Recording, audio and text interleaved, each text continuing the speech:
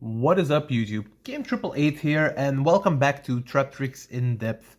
Today I'm going to bring you guys a tournament report. I've went to the regional in Antwerp this weekend, where there were 76 players, so it was a 7-round tournament.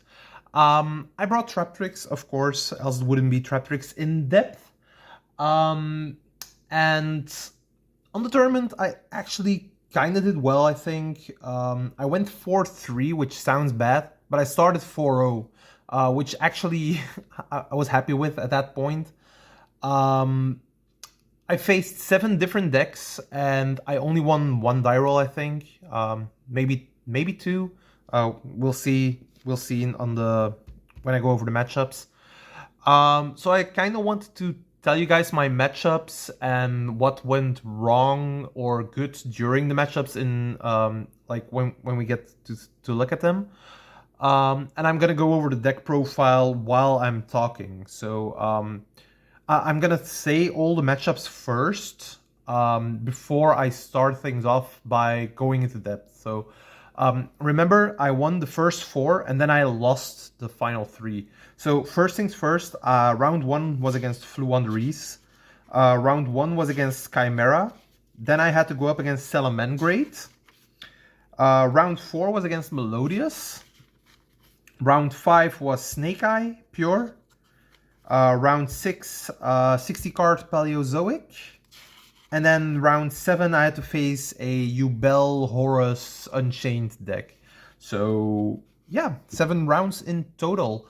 So for the first round, I had to go up against Fluanderies. I won the die roll, which was actually really important. Because Flu is always a really bad matchup. I feel it's kind of dependent who wins the die roll, and even then it can go both ways. So it's kind of like the matchup is kind of crazy. I was kind of in luck with winning the die roll because I went Pot of Prosperity at a certain point, banished a couple of cards, I actually opened well, and I ended up on a Baguska. Like, the reason I went Baguska at a certain point was because of course it's in Antwerp, it's my hometown, and I kind of knew the guy, and I know that sometimes he brings Flu, and I really didn't want that. And the thing that I was thinking is he either brings Flu or he's on Tempai. So I thought either way, I'm ending on Serra plus a Baguska, some back row. This is gonna go well. And just the fact that I had the Baguska actually made sure that his small birds couldn't really do anything, and he had to go into an SP Little Knight quite early. And even though that he managed to out the Baguska at a certain point, it was actually enough to give me the win. And then we went to game 2, and he just started out really well. I didn't have any hand traps. The only one that I opened was a Ghost Ogre. I was thinking, like, if I can hit the field, it's really amazing.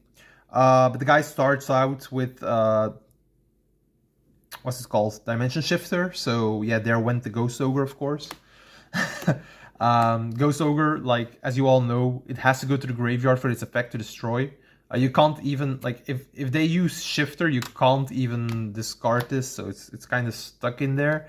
And then after the Shifter, like, the turn after, you use Dimensional Fissure, so everything gets banished again, and I just couldn't play.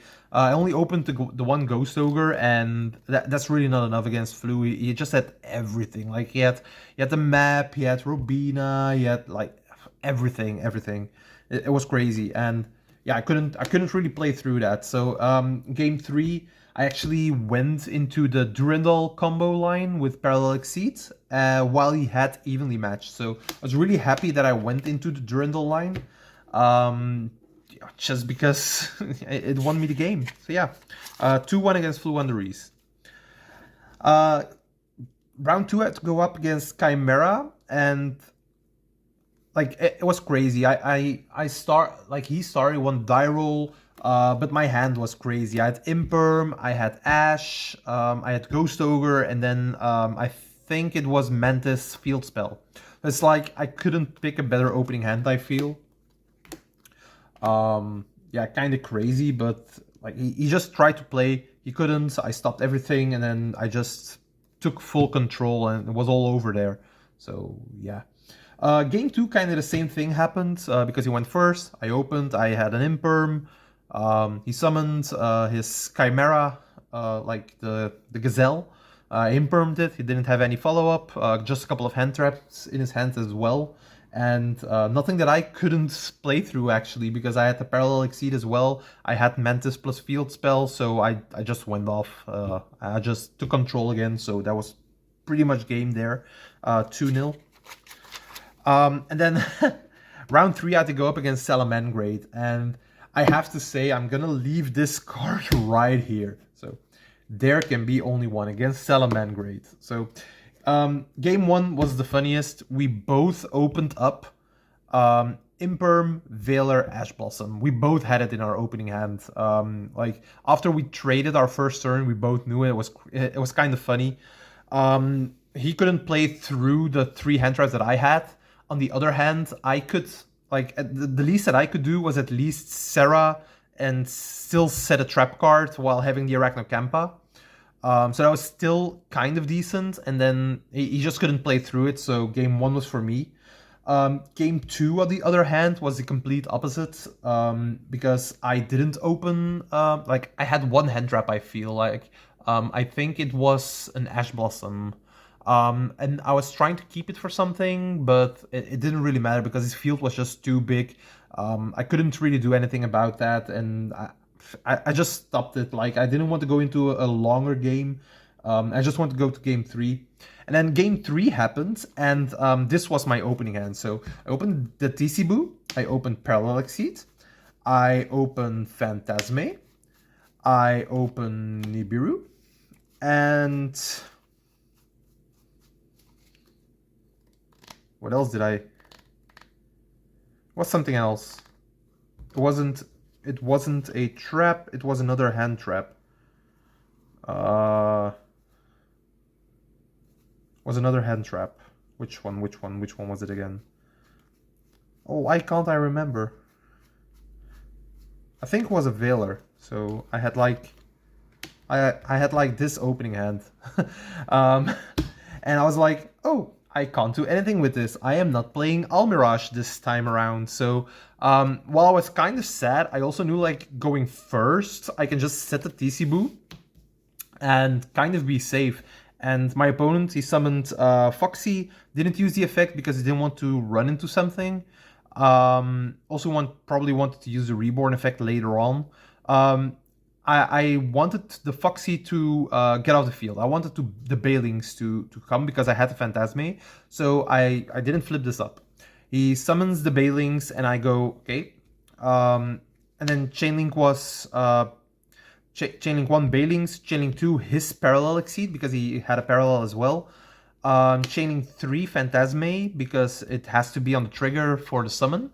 And then Chainlink 4 I used the Tisibu so the Parallel Exceed couldn't come out.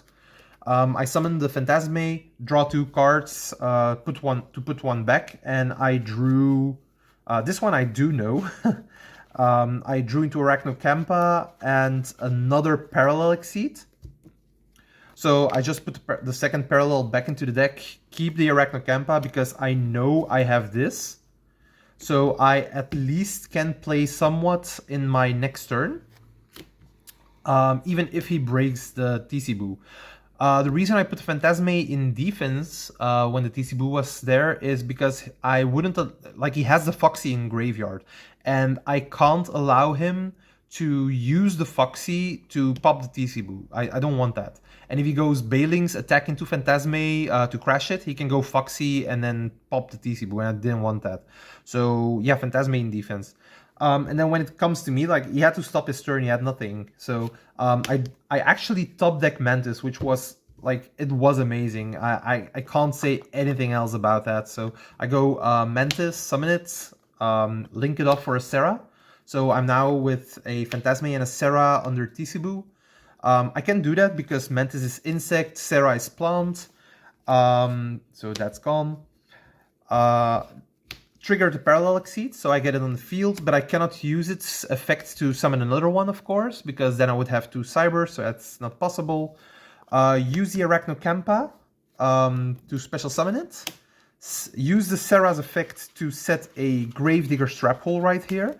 And this was the most important thing, because I needed something to stop the Foxy. Because if I can stop Foxy every other turn, then he can't pop the TC Boo unless he draws Lightning Storm or Cosmic Cyclone, stuff like that. And now, because I have Parallel Exceed and Arachnocampa, I would actually be able to summon something off of this. But I can't make a plant or insect, and I'm kind of stuck in Arachnocampa, so I had to play from there. But it was actually fine because the Gravediggers, like, this has 1000 defense, this had 1500, so I can just play from here, and the Gravedigger is just protecting the TC Boo, so that was everything that I needed from here on out. So yeah. So yeah, this was actually kind of fun to do. I loved this, and even though I kind of like it's a good opening hand, like having the Phantasme, having the Nip, the Veiler, but going first with this was actually kind of rough.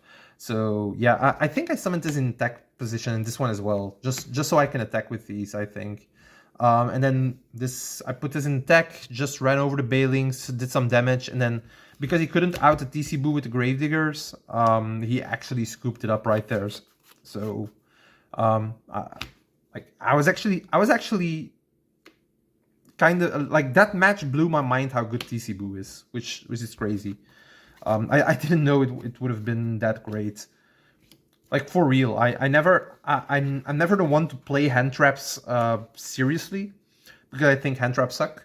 The Floodgates, sorry. It's just not fun to play against Floodgates, but having only one isn't that bad, I feel, so yeah. Then up to round 4. So round 4 was against Melodious, and it's kind of a deck that's coming up, and I have no clue what it does. I still don't really know. It's weird. Game 1 was a 15-minute match. Like 15-minute game, where he got to start again, and he normal summons. I imperm that because he tried to search something. He didn't have any follow-up, so he just passed to me. I normal summon a monster, I think a Mantis or a Myrmelio. He Veilers it. I have to pass my turn because I don't have anything. Like, we both opened 4 hand traps, just one starter. And we had to go into top deck mode from there on out. I think in the 3 games that we played, he had Herald 3 times. So he just negated and destroyed my monsters willy-nilly. It was really annoying. But in general, just the fact that, like, game 1, I won just because I top decked 2 Myrmelios in a row at a certain point. And that's really saved my ass, because like, I still had 5,600 left at the end. Like, that wasn't really a problem. But any turn that he had extra could have been full combo. I don't know. So the fact that I, at a certain point, top decked 2 Myrmelios in a row was really, really good for me. And I actually took the game there. Game 2, he got to combo off a bit. I still had hand traps, so it wasn't that bad at all.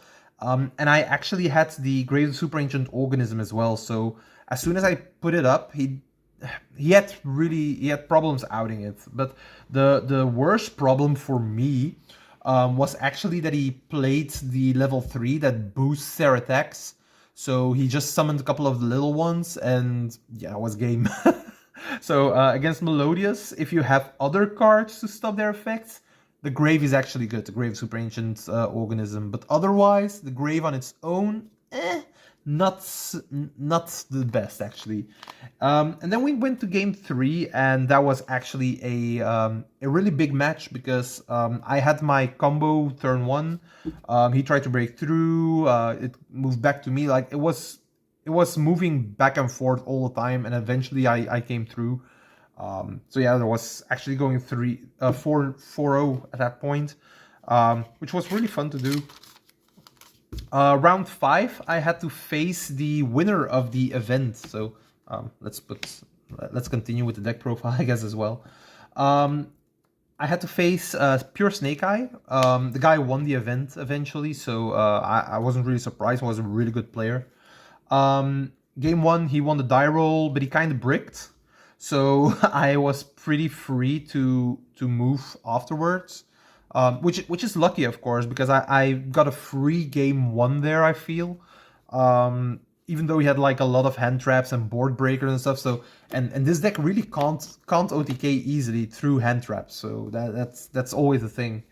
But I won game 1, so that was good. Game 2 we got to go first. I didn't open any hand traps, so like at that point it's just the same, right? Like game 1 he breaks, game 2 I don't see any hand traps. So he got to his full board, and I really didn't have anything to combat it, so I scoop it up. I didn't feel going on to prolonged time would be decent there. So yeah, that's always the thing. And then we get to game 3, and I think, okay, game 3, going first against Snake Eye, I can definitely do this. And I see my opening hand, and I'm thinking, oh my god, this thing is nuts. I'm gonna finish my extract first, and I'm gonna show my opening hand. So let's go. I believe my opening hand was this. So I opened the TC Boo, I open Mantis, I open Imperm, I had a Parallel Exceed, and then I had the Field Spell. No, not the Field Spell, because Field Spell would have been full combo and I didn't have full combo. I had these 4 and something else. What was this something else?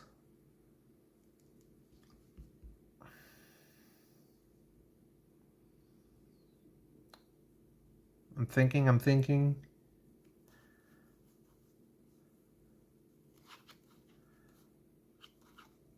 Wasn't a trap.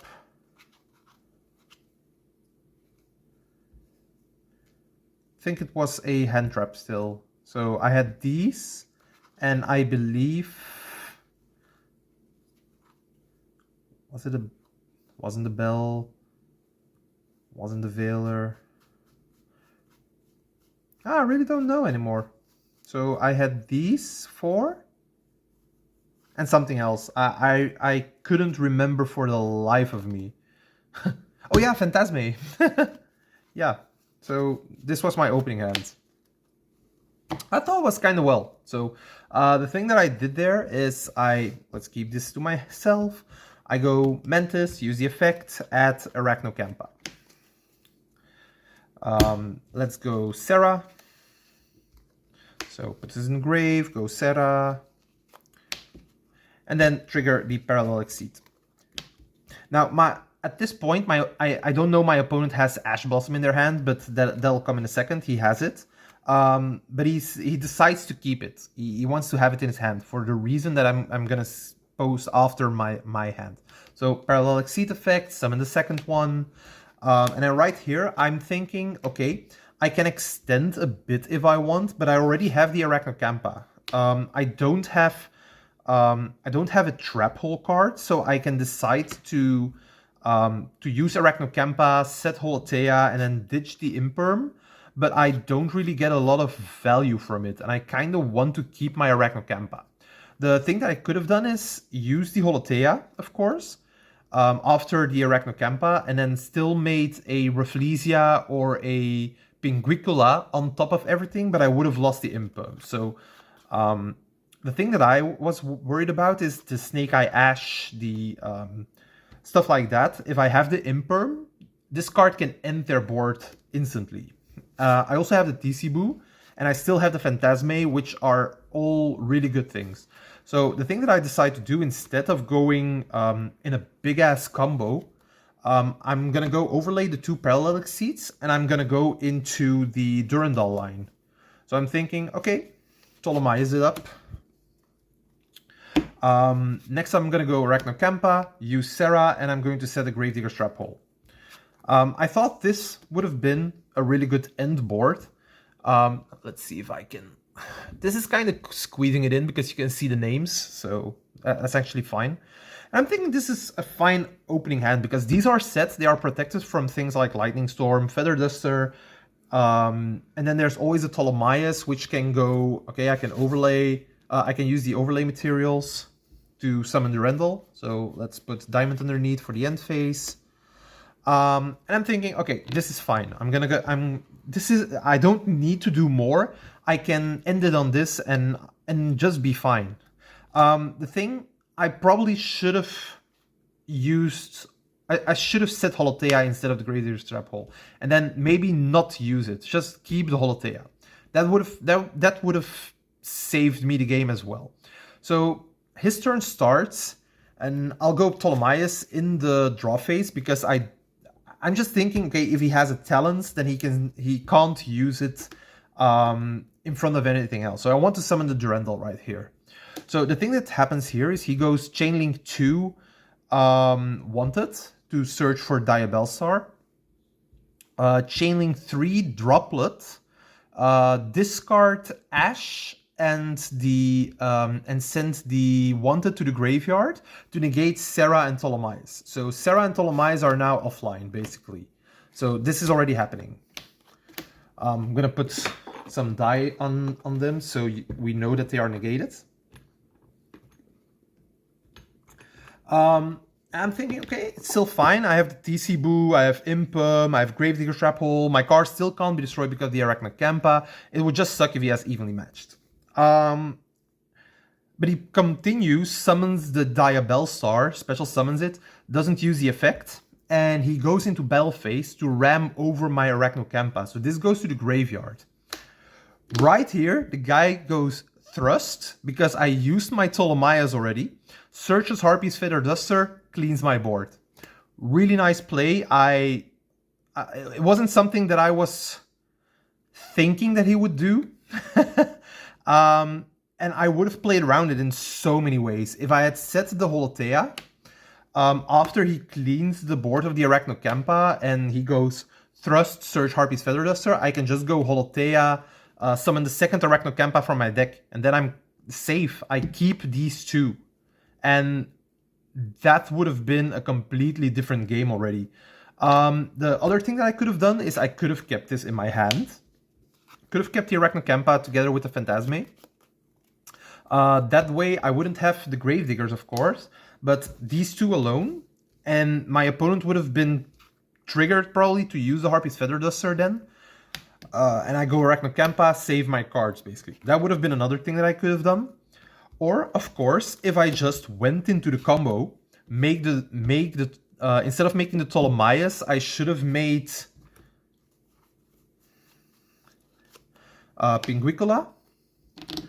Using Pinguicola's effect, detaching and searching a second Arachnocampa even, then I would have set a Holotea, use the Holotea, ditch the Imperm, get two more monsters. Those two could have gone into the Ptolemaeus. And then I still had the Arachnocampa to summon, and I still had a second Arachnocampa in my hand already. And that would have been way better, because the only thing that I would have sacrificed is, like, I would have gotten this back, of course. One sec. No, I wouldn't have gotten this. I would have gotten Holotea in the graveyard, so that's already really good. I wouldn't have the Imperm anymore because that would go to the graveyard as well. But I would have gotten this into the graveyard as well. So that's already a thing, because I could have had triple Arachnocampa basically to protect my TC Boo when it's face down. And TC Boo against the Snake Eye player on top of a Durandal negate, the Serra, it would have been a way better game there. I had so many more options. I do think I kind of misplayed there, but I mean, I took a shot with the cards that I had, and what I thought was best. Of course, hindsight 2020, right? So yeah, and then the Phantasme, when I dropped it after everything was cleared, it just gave me a Pudica, so it didn't really help. But yeah, that was a really fun game to play out, actually, and I learned a couple of things from that as well. So that's also really important, I guess. But yeah, I lost that 1-1-2, and I definitely feel like I could have won that. That I just played it out bad, actually. Maybe a little bit too greedy, but yeah. So yeah, my opponent's hand was, by the way, was Wanted, Droplet. Ash Blossom was his third card. He had a Thrust, He had the original Snake Eye, so those 5 already. And then he had something else, so like more engine. Oh no, he had the second Ash, so 2 Ashes. It was actually I think the second Ash was a stop deck, but yeah, that was round 5. Then round 6 was against Paleo, against Yuri. Like we both, like we were both already saying like it doesn't really matter who wins here. We both knew the matchup was kind of annoying for both of us. It kind of depended on who goes first, and he wins the die roll, of course. The deck is actually really powerful. Like 60 card Paleo, if it starts milling, it gets everything into the graveyard. I was kind of stuck into a like I think he used transaction rollback 4 times during game 1. A couple of times on Elemental Burst, and then also 1 or 2 times on Threatening Roar Waboku.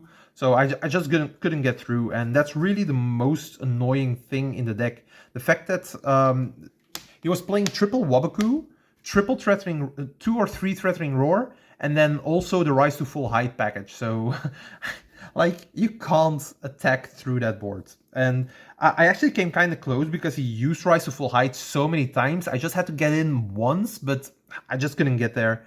Game 2, it was really, like, it was my game. You saw it from the beginning because I know the deck doesn't really play hand traps, so as soon as I made my board, I kind of went for a play that could special summon Myrmelio over and over again to start wiping out his traps. And after a while, it adds up, and I took the game from there. Game 3 was actually a really long game, but also a really sad game because I only opened 1 Myrmelio as engine first. Which he used Dynamysticus on.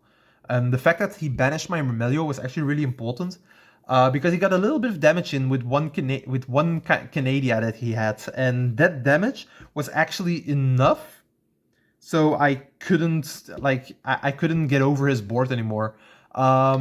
He used, time was getting closer and closer, and he had Waboku, Threatening Roar, Rise to Fly. I just couldn't get through it anymore. I couldn't do any damage, and his monsters keeps coming back, and because of the fact that they are unable to be affected by monster effects, it's actually really annoying, because I can't use so many cards to get rid of them. Like, my extra deck is full of them.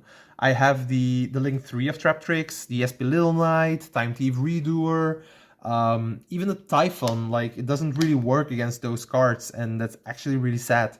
I had, towards the end of the game, I had real field presence, and I'm gonna say probably because you never know what he mills with one card, maybe. But in general, I had field presence, and I guess I would have won that game if it would have went on for 5 to 6 more minutes, maybe, because I was really there where he only had one card to stop each turn. But yeah, there was always that. And in that game 3, we also had a kind of a sad judge call that took 10 minutes to resolve, and we get 5 minutes back from that. So it's really crazy how that works sometimes, but yeah. But in general, I was really happy. Even after that game, I went X2. I couldn't really be bothered anymore then, because I knew X2 wasn't in top cut anymore, but I still wanted to play the final game, I guess. And then the final game was against Ubel. And Ubel, I won the first game, and then I lost the second and the third game. The third game was really special because he gave me he kept in the Nibiru, the Primal Being, just because of the fact that he didn't know my deck, and he didn't know that I could summon Rafflesia, and he had Nibiru plus Veiler, which actually just wiped my board. Gave me a token with 5,800 defense, and then he just had to attack it twice with Ubel and the Spirit of Ubel, while Nightmare Pain was in the field, and that's 11k damage or something. I had a lot that game, but I didn't have anything to negate Nibiru plus Veiler, and I really wasn't banking on Nib plus Veiler because it was on a 53 card deck.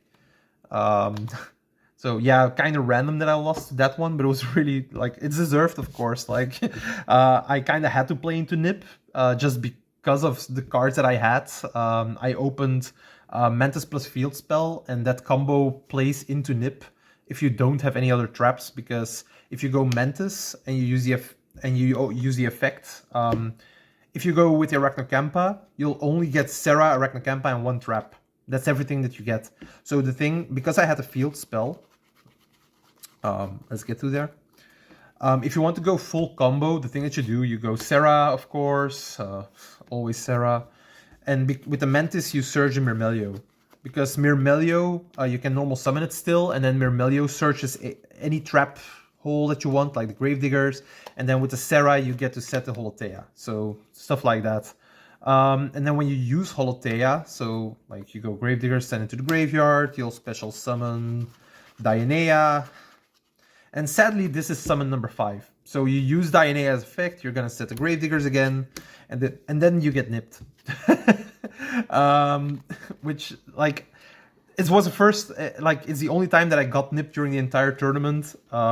It sometimes happens, of course, and there's always that. But yeah, all in all, my tournament experience was really great. The deck did well, and I don't really feel that I could have done anything else.